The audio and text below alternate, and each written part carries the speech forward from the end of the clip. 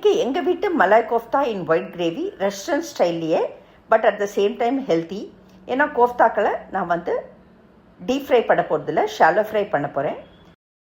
2 ஆனியன்ஸை பொடி பொடியாக நறுக்கி அதை மைக்ரோவேவ் அவனில் வச்சு எடுத்துட்டு அதோட முந்திரியை சேர்த்து விழுதாக அரைச்சி எடுத்திருக்கேன்.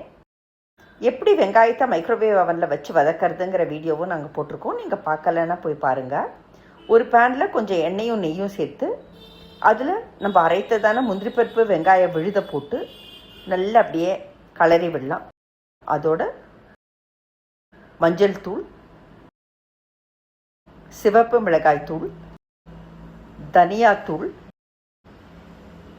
சீரகத்தூள், சீரகம், சோம்பு,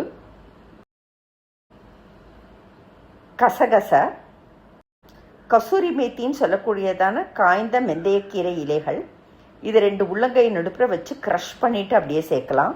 வெள்ளை மிளகுத்தூள், இஞ்சி பூண்டு விழுது அதையும் ரெடியாக அரைச்சி வச்சுருக்கேன்.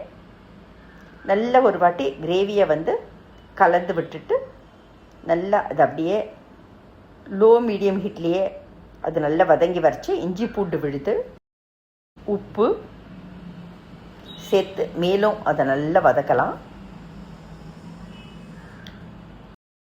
ஒரு பிரிஞ்சி இலை, ஒரு சின்ன துண்டு பட்டை, அன்னாசிப்பூ, மராட்டி மொக்கு, ஒரே ஒரு கிராம்பு, ரொம்ப ஓவர் பவர் பண்ணக்கூடாது.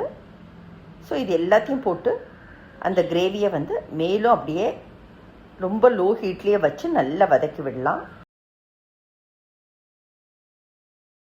மீன்வைல் கப் பாலில் காய்ச்சி ஆற வச்சதான பாலில் ஏலக்காய் பொடி,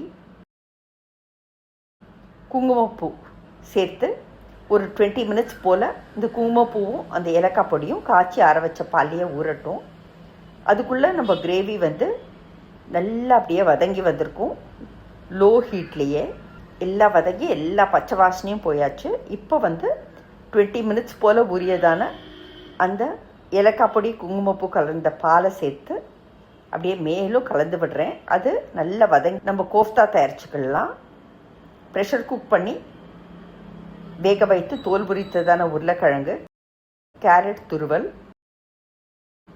வெங்காயம், தோல் உரித்த பச்சை பட்டாணி, இஞ்சி விழுது, சின்ன டேஷ் ஆஃப் பெருங்காயம், கொஞ்சமாக உப்பு, சிவப்பு மிளகாய் தூள், சீரகத்தூள், தனியாத்தூள், கொஞ்சமாக மஞ்சள் தூள், கரம் மசாலா தூள், கார்ன்ஃப்ளவர், கருவேப்பிலையே நான் வந்து பொடியாக சேர்க்குறேன்.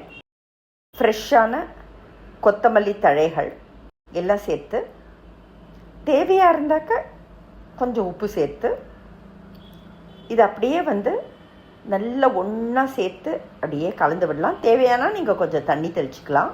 இப்போது ஒரு பேனில் நான் கொஞ்சம் ஆயிலையும் கீயும் போட்டு ஷாலோ ஃப்ரை பண்ணுறதுக்காக ஹீட் பண்ணியிருக்கேன்.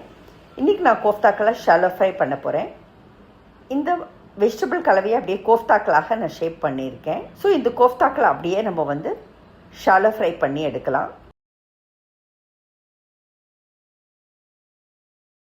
மீன்வைல் நம்ம கிரேவி வந்து நல்ல எல்லாம் பச்சை வாசனை போக அப்படியே அருமையாக வதங்கி வந்திருக்கு. இது ஒரு ராயல் டேஸ்ட்டோடு இருக்கும், ஷாஹி டேஸ்ட்டோடு இருக்கும். இந்த கிரேவியை அப்படியே நம்ம வந்து ஒரு கிளாஸ் பவுலுக்கு ட்ரான்ஸ்ஃபர் பண்ணலாம்.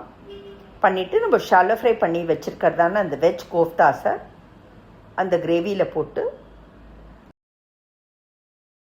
அதுக்கு மேலே கொஞ்சம் கொத்தமல்லி தழைகளை தூவி ஒரு 20 மினிட்ஸ் போல் ஊற வச்சு ஃபுல்காக்கோ பராட்டாக்கோ அல்லது சப்பாத்திக்கோ இதை வந்து சைட் டிஷ்ஷாக சர்வ் பண்ணலாம். எங்கள் வீட்டு malai kofta in white gravy restaurant ஸ்டைலில் at the same time shallow ஃப்ரைடாக தயார்.